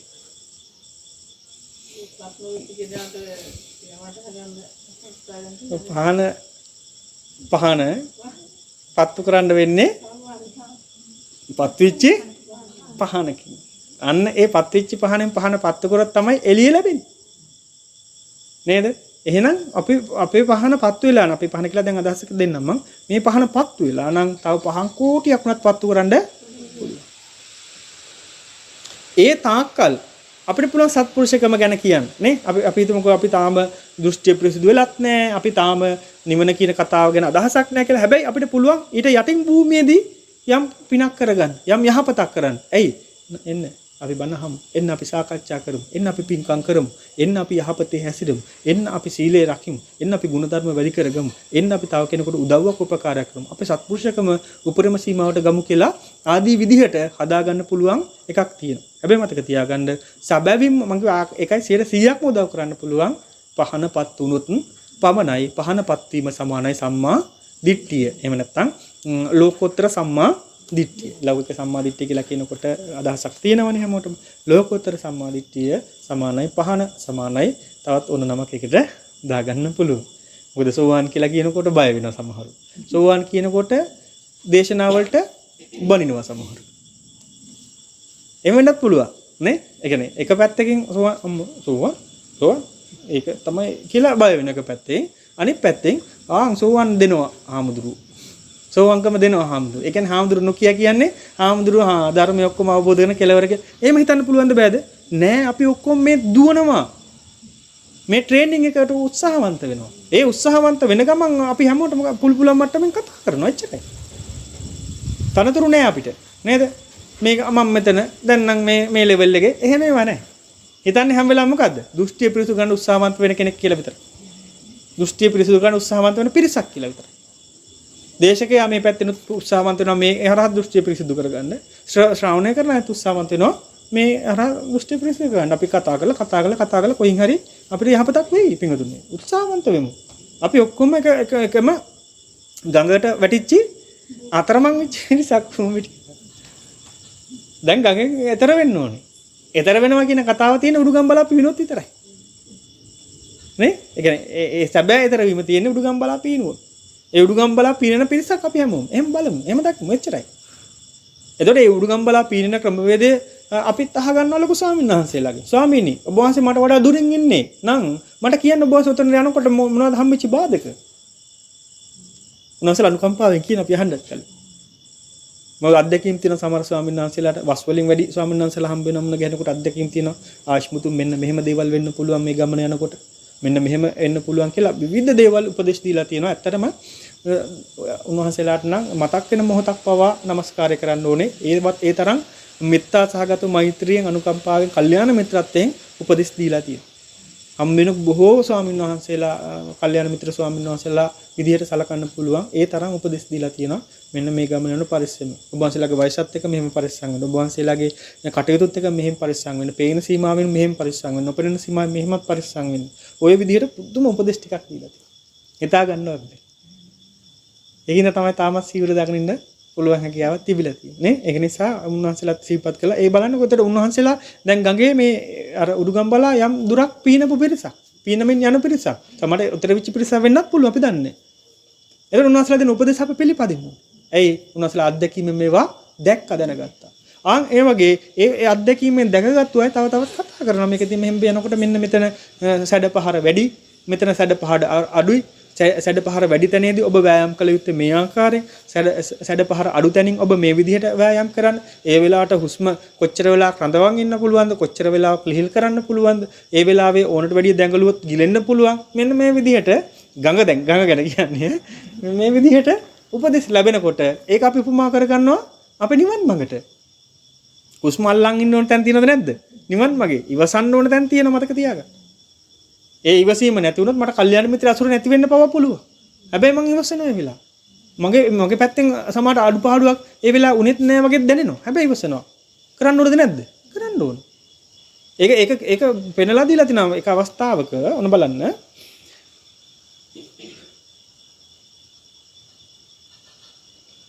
තම ගුරු ස්වාමීන් වහන්සේ ගෝල ස්වාමීන් වහන්සේ කොයි බලන කොච්චර ඉවසීමක් සහ කොච්චර ගරුත්වයක් තියෙනවද කියලා. වඩිනවා එක් ගමන. වඩිනු උන්වහන්සේලා කායික අවශ්‍යතාවයක් මත ගෝල හාමුදුරන් වහන්සේ ගුරු හාමුදුරන් වහන්සේට කියනවා පොඩ්ඩක් කායික අවශ්‍යතාවයක් නිසා මම වැඩිලා ඉන්නම් කියලා. උන්වහන්සේට එක දෙයක් දැකලා කමටහනක් වැඩිනවා. කමටහනක් වැඩුණාට පස්සේ මේ කමටහන දිගින් දිගටම ගියා නම් කමටහන වැඩුණා ඒ සිද්ධිය දැකලා ඒ දිගින් දිගටම ගෙන රහත් වෙනවා උන්වහන්සේ. ඒ තරම් උන්වහන්සේට දැන් ඒක ප්‍රගුණ විගිනනවා. එතකොටම ගුරු හාමුදුරන් වහන්සේ කතා කරා ආශ්මතුන් කොහෙද ඉන්නේ කියලා අඬ ගැහුවා. අඬ ගහනකොට දැන් මේ පැත්තේ රහත් ඵලය තියෙනවා තව චුට්ටකින්. හරිද? තව පොඩ්ඩ අපි හිතමුකෝ තව විනාඩි 5ක් අපි හිතමු කාලෙකුත් අපි දාගමු. තව විනාඩි 5ක් අල්ලගෙන හිටියා නම් රහතන් වහන්සේ කෙනෙක් තමයි එන්නේ. හැබැයි තාම රහත් වෙලා නැහැ. ඒ කියන්නේ අනාගාමී සීමාව කියලා අපි හිතමුකෝ. උන්වහන්සේ එතනින් නතර කළා. වඩිනවා ගුරු හාමුදුරුවෝ වචනට. ඊට පස්සේ ගුරු හාමුදුරුවෝ අහනවා මොකද කරේ? ස්වාමීනි මෙන්න මේම සිද්ධියක් වුණා. මට කමටහනක් වඩුණා කියලා කියනවා. ආයිනක මාත් බල්ලා එන්න කියලා ගුරු හාමුදුරුවෝ. ගුරු හාමුදුරුවෝ වැඩියට පස්සේ ගුරු හාමුදුරුවෝ ඒ කමටහන තව ටිකක් පූර්ණ විදිහට වඩලා ආපහු වඩිනවා. ඒ වෙලාව අහනවා ඇයි ඔබ මේ කමටහන පූර්ණ විදිහට වඩා ගත්තේ නැති ඉතුරු කැල කෙලවර කරගත්තේ නැති කියලා ගුරු හාමුදුරුවෝ අහනකොට කියනවා ස්වාමීනි ඔබ වහන්සේ කතා කරන නිසා මට ගරු කරා. මම ගුරු හාමුදුරුවෝ කතා කරා. මට අහුම්කන් දුන්නා. කොච්චර ඉවසීමක් තිබ්බද? කොච්චර ගරුත්වයක් තිබ්බද? කොච්චර නිහතමානීකමක් තිබ්බද? උන්වහන්සේලාට වරදිනවද හරියයිද? හරියනවාමයි ඒකාන්තයෙන්. ඒ තරම් ගුණයක්. එහෙනම් අපිටත් මේ කටයුතු කරගෙන යනකොට අර හුස්ම අල්ලගෙන ඉන්නවා වගේ ඉවසන්න වෙන තැන් තියෙයි. සමහරලාට මගහැරලා යන්න ඕන තැන් තියෙයි. සමහර වෙලාවට ඒවා ඉවසීම මුල් කරගෙන කටයුතු කරනවා මගහැරෙනවා වාගේම සමහර තැන් තියෙයි දරා ගන්න ඕන තැන්. නේ? සමහර ඒ කියන්නේ දරා ගන්නවා කියලා කියන්නේ මෙහෙම හිතන්නකෝ අර කියනෝනේ මේ ෆෝසස් වල එහෙම ගියාට පස්සේ කියනවා ගොඩක් වෙලාවට මේ කෙනෙකුට තියෙන්න ඕනේ මේ මොන පිටක්ද කබරහමක්ද? ඒ කියන්නේ කබරහමක් තියෙන්න ඕන කියලා කියනවා. මේ උකුසුවහක් තියෙන්න ඕන කියලා එහෙම කියනවා නේද? උකුසුවසයි කබරහමයිද මොකද? ඒ කියන්නේ එතන කියන්නේ මොකද්ද? ඔයා ඇලර්ට් එකේ ඉන්න. හතුරා එනවා. ෆෝස් ආමි එකේ හරි අපි හිතමු ආරක්ෂකංශය කියලා. හතුරා එනවනම් ඔයාගේ S2 ඉතාලම හොඳ විදිහට තියෙන්න ඕන. හැබැයි ඔයා ට්‍රේනින් වෙන කාලේ ඔයාට දඬුවම් ඒවා ඉවසන්න. මොකද ඒ දඬුවම් එනකොට ඉවසපු හින්දා අර දැන් කබර පිටක් කියලා කියන්නේ කොච්චර ගැහුවත් බూరు පිටත් කොච්චර ගැහුවත් ඉවසනවා ඔරොත්තු දෙනවා.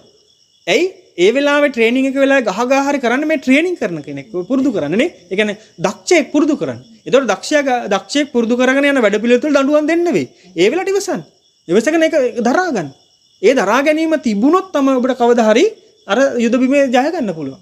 ඊට පස්සේ යුද බිමේ ඉන්න වෙලාවේ ඔබට හොඳ S2ක් තියෙන්න ඕනේ. සියුම් මානයක් තියෙන්න ඕනේ. සියුම් මානෙන් දකින්න පුළුවන් හැකියාවක් තියෙන්න ඕනේ.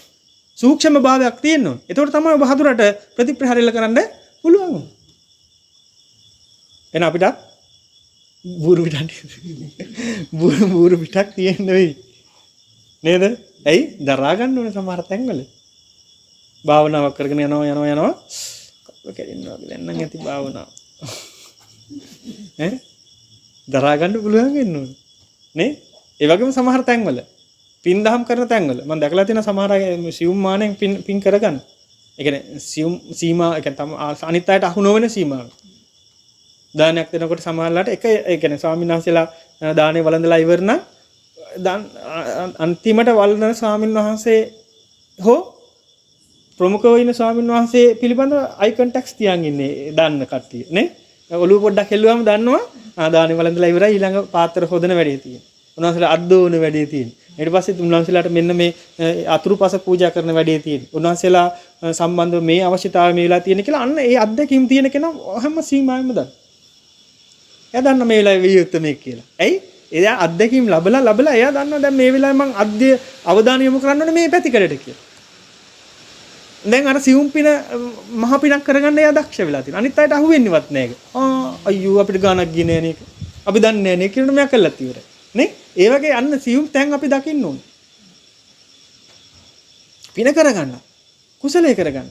සමහර තැන් තියෙනවා සමහරට කතාවක් අරන් යනවා කතාව අරන් යනකොට මේ කතාව ඇතුලේ යන්නේ දැන් පොඩ්ඩක් දෙතිස් කතාවට බර එකක්. දෙතිස් කතාවට බර එකක්. මෙයාට සියුම් ඥානයක් තිබ්බේ නැත්නම් අනිත් කෙනාට අපි තුමු 4-5 දෙනෙක් ඉන්න තැනක කියලා එක්කෙනෙකුට අර සියුම් ඥානයක් තිබ්බේ නැත්නම් ඔය දෙතිස් කතාව කොතනින් නතර වෙයිද? හිතා ගන්න බැරි තැනකින් නතර වෙයි. හැබැයි එක්කෙනෙක් සියුම් මට්ටමේ ඥානය මේ භාවිතා කරනවා. එකපාරම කියන්නේ ඔය කතා නවත්තන්න දෙතිස් කතා ලැජ්ජ නැද්ද? එහෙම අහන්නෙත් නැහැ කෙනා. ආයක තමයි නේද? ඒකට ඉතින් මේ කර්ම විපාක කියලා තියෙනවනේ නේද? ඒ කර්ම විපාකයක් වෙන්න ඇති නේද? ඒකනේ බුදුහාඳුරු මෙන්න මේ පෙන්නලා දීලා තියෙන්නේ. අන්න අර සූත්‍රෙත් මෙහෙම තියෙනවනේ. අපි අහපු දේශනාවෙත් ඔක කිව්වා නේද? ඔන්න ඔහොම කී අර 4-5 දෙනාම යොමු කරනවා මොන පැත්තටද? දැන් දෙතිස් කතාව දහම් කතාවක් බවට පරිවර්තනය. එහෙනම් උකුසසක් තියෙන්න ඕනේද නැද්ද? තියෙන්න ඕනේ. අන්න ඒ දේවල් අපි හදාගමු. අපිට හැදෙන්න ඕනේ වැඩි තව වැඩි වෙන්න ඕනේ. වැඩි වෙනවා නම් හොඳයි. මං කියන්නේ මේ ගමන යන්න ඕනේ ගමන නේද? මේ නිවනට අදාළ ක්‍රමවේදය නේද? කරගන්න ඕනේ. එහෙනම් මේව කරගමු. මේම ගියොත් පිටුදුන අපි වරදින්නේ නෑ බය වෙන්න එපා. ශාසනය කියලා කියන්නේ හොඳම පැත්ත, හොඳම මාර්ගය පෙන්ලා දීපු පැතිකඩ. එහෙනම් ඔන්න බලන්න අපිට නිදාන තුනක් තියෙනවා. අයිසටක් මට දෙන්න එන්න වෙනවා. ඒ නිදාන තුන හරියට රැක්කගත්තොත්, කරගත්තොත් ඔය නිවන කියන කතාව ඔයත් එක්කම සමගාමීව ක්‍රියාත්මක වෙනවා. ඒක නිසා ඔය සූත්‍ර දේශනාවේ පෙන්ලා දීලා තියෙන කාරණාව අපිට දැනෙන අදහසකින් හැඟීමකින් තමයි කතා කරේ. ඉතින් එහෙම දේශනා පෙන්ලා දීලා තියෙන්නේ අපි පිළිබඳ අනුකම්පාවෙන් වෙන්නේ නැති භාගතුන් වහන්සේලා මේ අපි ගමන යනකොට අපිට තියෙන ප්‍රධානතම නිදානය මොකක්ද කියලා. එහෙනම් අපි හැමෝටම නිදානයක් කියන කතාව තියන්න භාජන තුනක් තියෙනවා. විශේෂයෙන්මනේ දානය කියන භාජනේ, සීලය කියන භාජනේ, භාවනා ආදී කියන භාජනේ. ඔන්න ඔය භාජන තුන පුරවගෙන තම තමන් දක්ෂ වෙන්නට ඕන. දැන් දන් දෙනවා කියලා කියනකොට මොකද්ද කියලා අය මම අමුතෙන් කියන්නේ නැහැ. සිල් රකින්නවා කියනකොට මොකද්ද කියලා කියන්න අවශ්‍ය වෙන්නේ නැහැ. මොකද ඔබ අහගෙන හිටියානම් ඒක අදහසක් තියෙනවා නම් හැම වෙලාවකම දානයක් තුල ඉන්න පුළුවන්, හැම වෙලාවකම සීලයක් තුල ඉන්න පුළුවන්, හැම වෙලාවකම භාවනාවක් තුල ඉන්නත් පුළුවන්, හැම වෙලාවම නිදානේ පුරවගෙන ඉන්නත් පුළුවන්. ඒ නිදානය මතක තියාගන්න කිසිම කෙනෙකුට ආය හොලවන්න ඒක ඒ සම්බන්ධ බය වෙන්න ඕනේ. මගේ පින් ටික අහන් ගත්තා. තියෙනවද එහෙම එකක්? දැන් සමහර කෙනෙක් අම්ම කෙනෙක් ඇවිල්ලා එක දවසක් කිව්වා "තනසාර මට මෙහෙම හරි විවෘතයි බලන්න කොච්චර විවෘතයිද කියලා." මට අර මියගේ ඥාතින පින් අනුමෝදන් කරනවා කියලා කියනකොට හිතෙච්ච දෙයක් ඒ අම්මට.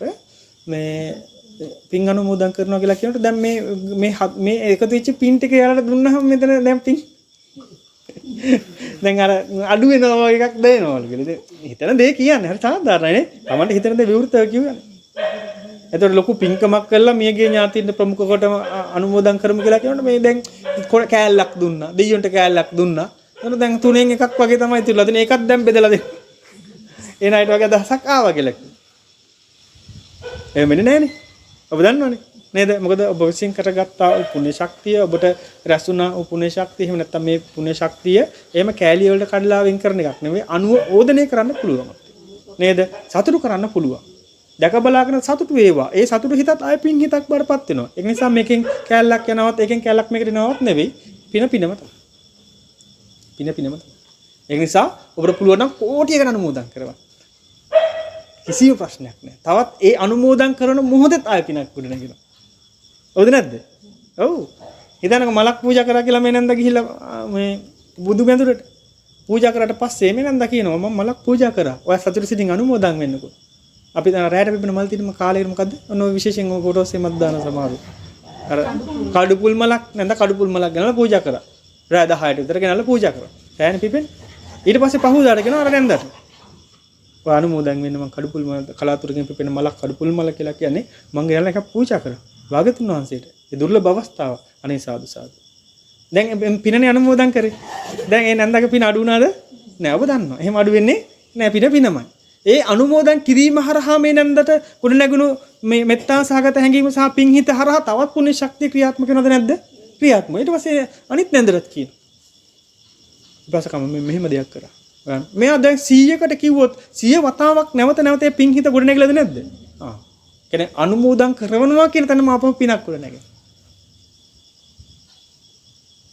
ඔක අනිත් පැත්තත් ඔය වගේම තමයි ඈ. පින අනුමෝදන් නේ? පින අනුමෝදන් කරනකොට පින කොට නැගෙනවා වගේම පව අනුමෝදන් කරනකොට ඒකයි කියන්නේ මේ ලෝකේ සාරයි කියලා හිතුවනම්, නිච්චයි කියලා හිතුවනම්, සුභයි කියලා හිතුවනම් එක පැත්තකින් තමන් අමාරුවේ වැටිලා ඊට පස්සේ ඒ සාරයි කියන පැතිකඩ පෙන්නලා දෙන මොහොතක් පාසා තව බොහෝ පිරිසකුත් අමාරුවේ වැටෙන්න හේතු හදලා නම් පින අනුමෝදන් වෙනවා වාගේම පවත් ওই විදිහටම අනුමෝදන් කරවීම කියන දෝෂාරෝපණයට ලක් වෙනවා. එහෙම ලක් වෙච්චි අපි. ලක් වෙලා ඉන්නවද නැද්ද? ලක් වෙච්ච ඉන්න තාමත් මේ සසරේ මෙහෙම දුක් විඳින්න වෙලා තියෙන්නේ. සසර ගමන යන්න වෙලා තියෙන්නේ අනුමෝදන් කෙරුවා අපි. දැන් අන්තර්ජාලයේ කොච්චර අනුමෝදන් කරනවද?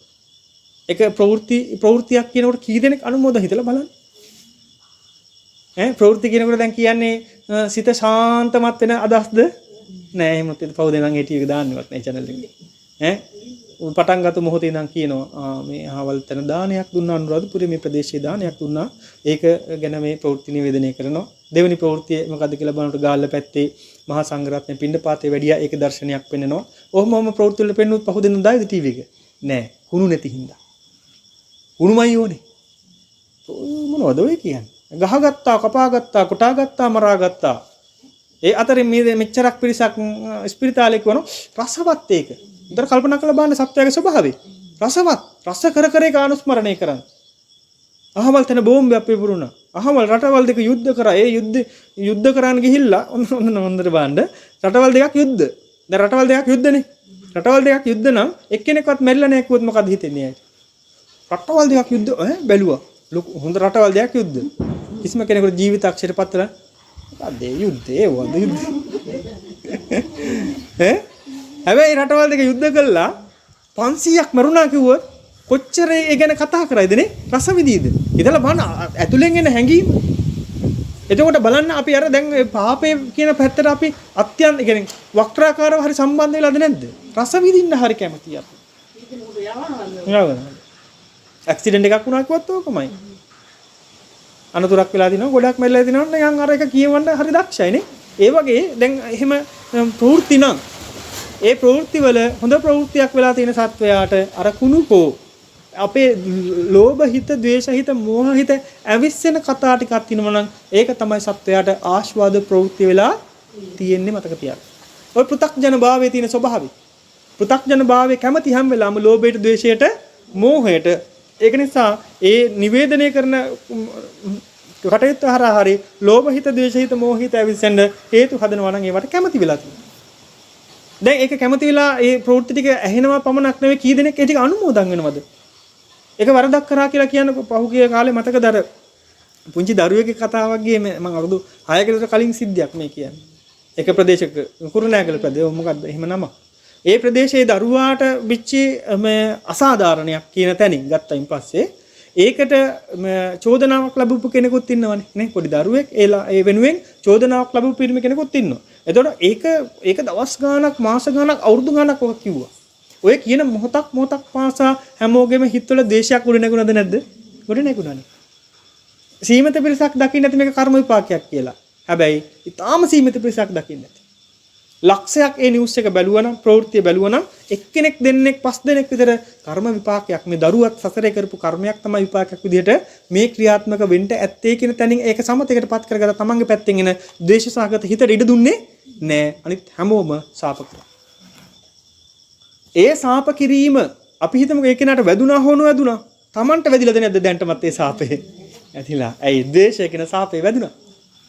දවසක් නෙවෙයි දෙකක් නෙවෙයි තුනක් නෙවෙයි ඊළඟ දවසේ ප්‍රවෘත්ති එක දාන්නේ මොකද්ද මේකට විච්චි ගත්තු ඇක්ෂන් එක අපි පාරට බහිමු දක්කේ අපිටත් දරු ඉන්නවනේ නංගියේ නේද ඒ මට්ටමින් හැදි යනවා කල්පනා කරලා බැලුවොත් ඒක තමන්ගේ පැත්තට පාඩුවක් වෙලාද නැද්ද වෙලා හැබැයි අපි දන්නේවත් නැහැ පාඩුව වෙලාද කියලා ඇයි අපි බැලුවේ ප්‍රවෘත්තිය සිද්ධිය සහ ඒකට ගත්තු පියවර මොනවද කියලා විතරයි එතකොට අපි ඊට පස්සේ අපි තව කෙනෙකුට ඒක කී අනුමෝදන් කරවන්නේ පින්වතුනි ඕක නෙවෙයි හරි රටාව. අර අහක යන දෙයක් තමයි කරගෙන ඉන්නේ. මොකද භික්ෂුන් වහන්සේ කෙනෙක් එක් අවස්ථාවක රජයේ යම් වරදක් කරා කියන චෝදනාවට ලක් වෙලා උල තිබ්බා. භාගතුන්ස් වැඩින කාලේ. උන්වහන්සේ වරද කළත් නෙවෙයි. හැබැයි උල තිබ්බා. භාගතුන්ස් හිතන ගිහිල්ලා රජතුමාට බැන්නෙත් නැහැ. උල තියපේකට බැන්නෙත් නැහැ. තථාගතයන් වහන්සේ දන්නවා මේ ප්‍රබල කර්ම විපාකයක් උන්වහන්සේට මේ වෙලාවේ ක්‍රියාත්මක වුණා කියලා කරන්න පුළුවන් එකම උදව් උන්වහන්සේ වෙනුවෙන් මේ වෙලාවේ බණ ටිකක් කියන එක කියලා ඒ උලේ ඉන්න වෙලාවේ ඒ උත්තමයන් වහන්සේ ඒ තථාගතයන් වහන්සේ ධර්මයේ දේශනා කරා අදාළ මනෝභාවයට ගැලපෙන විදිහට ඒක උන්වහන්සේලාටම ගෝචර වෙන කාරණාවක්. නැත්තම් කෙනෙකුට හිතන්න පුළුවන් උලේ ඉන්න වේදනාවට මොන බනද කියලා එහෙම හිතෙන්න පුළුවන්. ඒක අපිට ගෝචර නෑ පින්වතුනි. තථාගතයන් වහන්සේ දන්නවා මේ කෙනාට මේ වෙලාවේ දෙන්න ඕනේ අදහස මොකද්ද කියලා. ඒ අදහස දුන්නා රහතන් වහන්සේ කෙනෙක් බවට පත්. හිතලා බලන්න. දැන් තථාගතයන් වහන්සේ චෝදනා කරද්දී මගේ භික්ෂුණයි උල තිබ්බේ කියලා. මේ භික්ෂුව වරදක් නැහැ කියලා ඒවට නඩු කියන්න ගියාද? රජතුමාට චෝදනා කරද්දී රජතුමා කොහොමද රජකම් කරන්නේ කියලා මොකක්වත් කියන්නේ. කර්මයේ සහ විපාකයේ ගැන දන්නෝ. උන්වහන්සේගේ කර්ම විපාක කොහොමද ගෙවෙන්න ඕන කියලාත් දන්නෝ. හැබැයි උන්වහන්සේ කර්ම විපාක ගෙවෙනකොට උන්වහන්සේ මහ පුණ්‍ය ශක්තියක් තියෙනවා. නැවත එහෙම කර්මයක් රැස් නොකර ගන්න පුළුවන් පරිසරයක් හදාගන්න රහත් වීම දක්වාම කියලා උන්වහන්සේට ඒකට අදාළ උදව් කරා. ඔන්න ක්‍රමයි. ප්‍රශ්න විසඳන ක්‍රමයි. මම කියන්නේ ශාසනය කියලා කියන්නේ පොඩි තැනක්ද? ශාසනයේ තරම් සුන්දර තැනක් නෑ පින්නු. මේ සුන්දර කියලා කියන එකේ අදහස විතරක් ගන්න. නැත්නම් අදහස වෙන විදිහට ගන්න එයි කියලා. ශාසනයේ තරම් නිර්මල තැනක් නෑ. ප්‍රශ්නයක් විසඳන්න පුළුවන් හොඳම විදිහට ප්‍රශ්න විසඳන්න පුළුවන් මේ ශාසනය ඇසුරු කරලා. කටයුත්තක් කරනවා නම් හොඳම ඉහළම ප්‍රතිඵලය ගන්න පුළුවන් කටයුත්ත කරන්න පුළුවන් මේ ශාසනය ඇසුරු කරලා.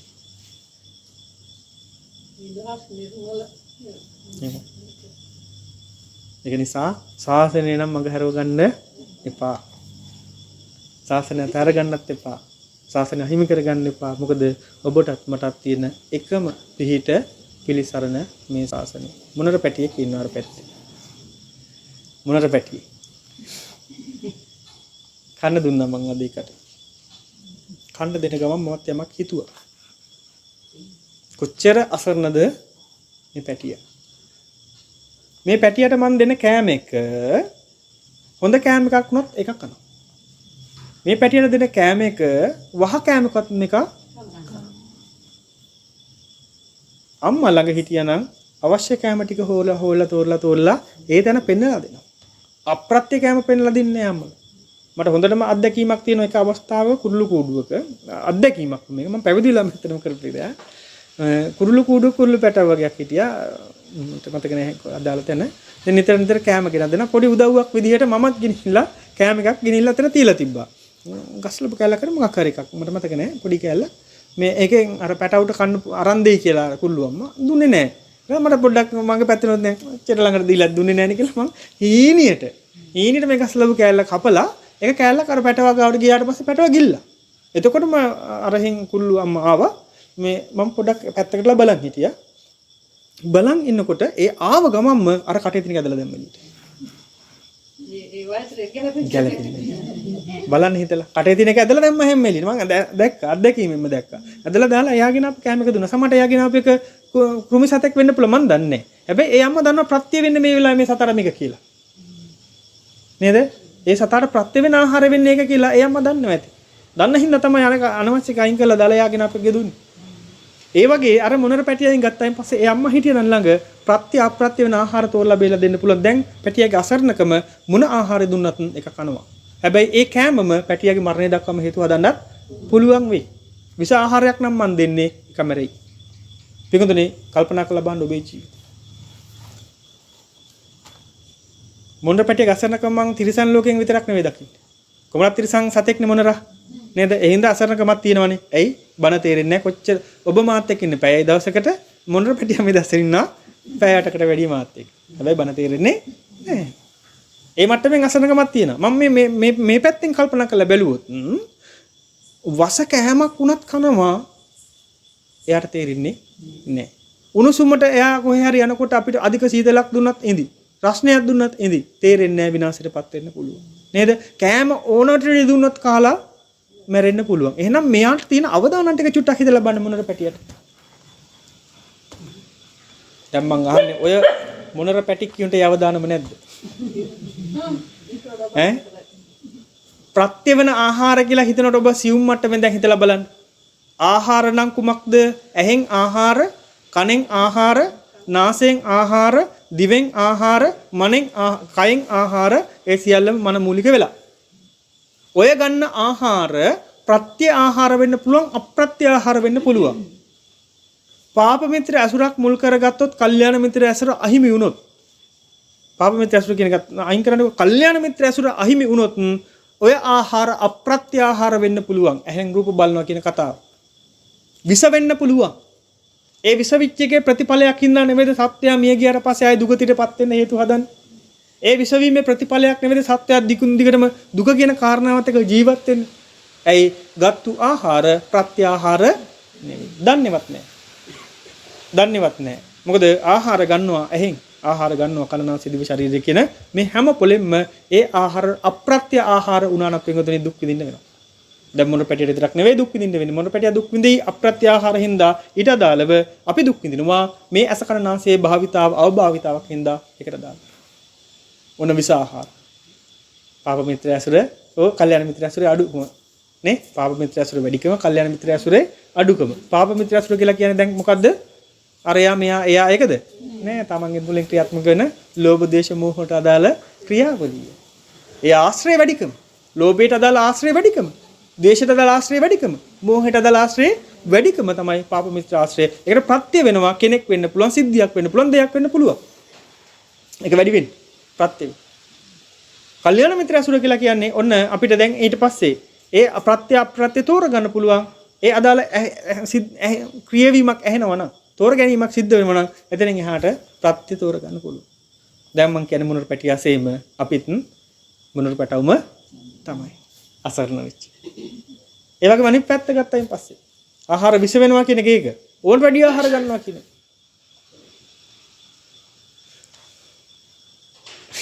එහෙන් කනවද නැද්ද? ඕවර්ලෝඩ් යනවද නැද්ද?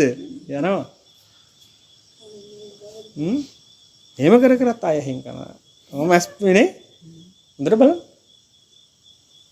ඇහ කන නාසය දිව ශරීරයේ ඔන්න සීමාව ඉක්මවා පරිභෝජනයක් තියෙන ඇසෙන් කනෙන් නාසයෙන් දිවෙන් ශරීරය. ඒකේ ප්‍රතිඵලයක් අර වගේම දුකටපත් වෙන ප්‍රතිඵලයක්. මතක තියාගන්න. දුකටපත් වෙන ප්‍රතිඵලය කියලා කියනකොට දැන් දුක කියන සීමාව ගන්න සසර නම් දුක. නේද? පංච උපාදානස්කන්ධ වැඩපිළිවෙල නම් දුක. මොකද සංකිට තියෙන පංච උපාදානස්කන්ධා දුක්ඛ කියලා පෙන්වලා දීලා තිනවා නම් පංච උපාදානස්කන්ධ වැඩපිළිවෙල ක්‍රියාත්මක නම් එතන දුක ක්‍රියාත්මකයි. ඒ දුක අපිට ප්‍රත්‍යක්ෂ වශයෙන් තේරලාද නොතේරලාද කියන වෙනම කතාවක්. හැබැයි අපි දකින්න ඕනේ මොකද්ද? පංච උපාදානස්කන්ධ වැඩපිළිවෙල කියන මේ ක්‍රියාවලිය තුළ මේ දුක කියන කතාව යෙදিলা තියෙනවා කියන එක. දවසක තේරෙයි අපිට. පූර්ණ විදිහටම තේරෙයි. ඒ දක්වාම අපි ඒ කතාවට සාධාරණයක් කරන්නම් අපි හිතන්න ඕනේ මොකද්ද? තමන්ගේ පැත්තෙන් තමන්ට වැටහිලා නැති වුණාට මේ දුක කියන යෙදීමක් තියෙනවා මේකත් තුළ. මේ ඇහෙනවා, පේනවා, දැනෙනවා, දැනගන්නවා කියන කතාව තුළ දුක කියන යෙදීම තියෙනවා. මේ ඇසීම, පෙනීම, දැනීම, දැනගැනීම කියන කාරණාවට අදාළව සංසිද්ධිය තුළ මේ දුක කියන කාරණාව ක්‍රියාත්මක වෙනවා. දැනට මට දුක දැනෙන්නේ මේ විදිහට විතරයි වෙන්න පුළුවන්. දැනට මම දුක දන්නේ මේ විදිහට පීඩාවටපත් වෙන එක, පෙළීමටපත් වෙන එක, හිඟිහිංසාවටපත් වෙන එක, අපස්තරපත් වෙන එක කියලා වෙන්න පුළුවන්. හැබැයි මෙහෙම කතාව තුළ දුක තියෙනවා කියලා භාගතුන් වහන්සේ දේශනා කරන ඒ කාන්තේම තන ඒ ක්‍රියාවලිය සිද්ධ වෙන්න ඕනේ මම කොහොම හරි තෝරගන්න ඕක. අන්න එහෙමයි දක්ෂයා කටයුතු කරන්නේ. කොහොම හරි තෝරගන්නවා. තෝරගන්න නම් නිතර නිතර සාකච්ඡාවට බඳුන් කරනවා. තෝරගන්න නම් නිතර නිතර ශ්‍රවණයට භාජනය කරනවා. නිතර නිතර මේක ගැන විමසනවා. ඔන්න ඔය ටික තියාගමු. විමසන්න, කතා කරන්න, නිතර නිතර අහගන්න, දැනගන්න, කතා කරන්න. ස්වාමීන් කොහොමද මේ දුක කියන කතාව තවත් තෝරගන්නේ? කොහොමද මේ දුක කියන කතාව තුළ තියෙන ඇතුළු හරය ගන්න? දුක කියන වචනේ තුළ නේ දුක කියලා කියනකොට පින්වතුනේ ආයසරයක් කල්පනා කරනකොට අපි දන්න දුක කියන යෙදීම යොදා ගන්න එපා කියන හේතුව තමයි ඒ දන්න දුක කියන කතාව ඇතුලේ අපිට එන්නෙම හැම වෙලාවෙම අර පීඩාකාරී මනසක් කියන එක. පීඩාකාරී භාවයක් කියන එක. හැබැයි ප්‍රඥාවට ගෝචර වෙන්නේ නැහැ ඒක. ප්‍රඥාවට ගෝචර වෙන්න නම් මන් දන්න දුක කියන කතාව මේ බදුය. හැබැයි ඒක පොඩ්ඩක් පැත්තකින් තියලා දුක කියන කතාවේ අර්ථය මුලුප්පන්න උත්සාහවත් වෙන්න. මොකද්ද දුක කියලා කියනකොට? පීඩාකාරී භාව කියන එකත් දුක කියන එකටමයි එකක් තමයි. හැබැයි ප්‍රඥාවට ගෝචර වෙච්ච දුක ගත්තාම ඊට වඩා තව ටිකක් අපි ඇඩ්වාන්ස් ඉහළ මට්ටමේ හිතන්න ඕනේ. මොකද දරුවා සම්බන්ධ නිකන් උදාහරණයක් කියමුකෝ. දරුවා සම්බන්ධව තියෙන දුක කියලා කිව්වොත් ඔය සෙනෙහ කියන කෑල්ල දැම්මොත් සෙනෙහස කියන කෑල්ල දැම්මොත් දුක කියන එක යට ගහිලා තියෙන්නේ නේ. දරුවා සම්බන්ධව පවතින දුක. හැබැයි ඒ සෙනෙහස කියන කෑල්ල චුට්ටකට තාව කලික පැත්තකින් තිබ්බොත් දුක කියන එක අපි චුට්ටක් ඒ සම්බන්ධව මම සමස්ත දුක ගැන නෙවෙයි කියන්නේ. මොකද්ද? දරුවා නිසා පෙළෙන ගතියක් තියෙනවා. දරුවා නිසා පෙළීමට භාජනන ගතියක් තියෙනවා. නිතර හිතන ගතියක් තියෙනවා. නිතරම ඒ වෙනුවෙන් මම මේ බලාපොරොත්තු දියන් එනවා. මෙන්න මේ කතාව ඇතුලේ පොඩි පොඩි දුක් තියෙනවා. ඇයි පෙළෙන්නේ දරුවා කියන සිද්ධාන්තයේ ක්‍රියාව වස්තුව හරහා? මොකද දරුවා කියලා කියන්නේ වෙනම ක්‍රියාවලියක්. පටිසම්පන්න ක්‍රියාවලියක් ඒ තුලින් ක්‍රියාත්මකයි. මම කියලා කියනකොට වෙනම පටිසම්පන්න ක්‍රියාවලියක් ක්‍රියාත්මකයි. ඒතර මේ දෙක හාද කරන්නද මේ හදන්නේ? හාද වෙයිද එහෙම? නෑ. ක්‍රියාවලියක් සිද්ධ වෙනවා. ධර්මතාවයක් සිද්ධ වෙනවා. ඒ ධර්මතාවයට දාලා එහෙනම් දරුවා විතක වැටෙනවා, විතක නැගිටිනවා, විතක ගුරු ඇසුර ලබා ගන්නවා, විතක දඟ වෙනවා, විතක හොඳ ළමයෙක් වෙනවා. මේ මෙහෙම එකක් වෙනවා. හැබැයි මගේ පැත්තෙන් දෙන්න පුළුවන් ප්‍රත්‍යක් වෙනම් දෙනවා මිසක් මේ ක්‍රියාවලිය මේ පටිච්චසම්පන්න ස්වභාවය මේකයි එකතු කරන්න හද කරන්න උත්සාහවන්ත වෙන්නේ නැහැ කියලා දැනගන්න. ඒක දරුවා ඇතහැරියා නෙවෙයි. ඇතහැරිය කියලා කියන්නේ මම කියන්නේ එළවුවා පිටුවහල් කරා නෙවෙයි. වෙනතට වඩා අනුකම්පාවක් තියෙනවා. හැබැයි යථාර්ථය දැනගන්න. ආන් අර සෙනෙහස කියන කෑල්ල ගැජට් එක චුට්ටකට පැත්තකින් තියපු ඉඳන් මේක තෝරගන්න පුළුවන්. හැබැයි සෙනෙහස කියන ගැජට් එකත් එක්ක නම් දරුවා සම්බන්ධ දුක කියලා ඇහුවොත් බයින අනිවාර්යෙන් ඒකාන්තයෙන්ම. ස්වාමීන් වහන්සේට සමාඩ හිත ඇතුළෙන් දොස් පවර. කොහොමද හාමුදුර දුක් වෙන දරුවෝ? මෙච්චර මැස් දෙක වගේ බලාගෙන දරුවෝ. ඈ? මණික් වගේ දරුවෝ. කොහොමද දුක් කියලා කියන්නේ? හාමුදුරට දරුවෝ නැති හින්දා තමයි දුක් කියන්නේ. කියලා සාන්ත්‍රි චෝදනා කරත් එල්ල කරන්නේ. හැබැයි අර සෙනෙහස කියන ගැජට් එක తాවකාලික පැත්තෙන් තියලා දුක කියන කතාව මේට අදාළව කාරණා මොකද්ද කියලා ඉස්මතු කරගත්තොත් ප්‍රඥාවට ගෝචර වෙනවා. ඔන්න ඔය වගේ දුක කියන සමස්ත මාතෘකාව ඇතුලේ තියෙනවා ප්‍රඥා ගෝචර කාරණාවක්. ඒක නිසා අපි දන්න දුක පැත්තකින් පොඩක් තියලා ලෝක අපි තෝරගන්න ඊළඟ දවසේ සූදානම් වෙමු.